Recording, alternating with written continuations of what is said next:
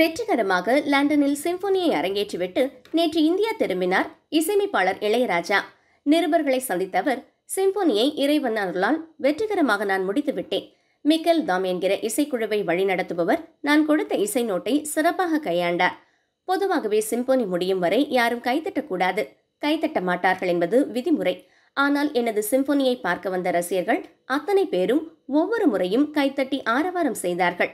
இது தமிழகத்திற்கும் இந்தியாவிற்கும் மிகப்பெரிய பெருமை. இந்த இசையை யாரும் டவுன்லோட் செய்து கேட்கக்கூடாது என்று எச்சரிக்கை கொடுத்திருக்கிறார். இதை நேரில் வந்து மட்டும்தான் கேட்க வேண்டும். இந்த சிம்பொனியை இன்னும் 13 நாட்களில் அரங்கேற்ற இருக்கின்றேன். அதற்கான நாட்கள் முடிவாகிவிட்டது. செப்டம்பர் 6ஆம் தேதி பாரிஸிலும், அக்டோபர் 6ஆம் தேதி துபாயிலும் நடக்கிறது.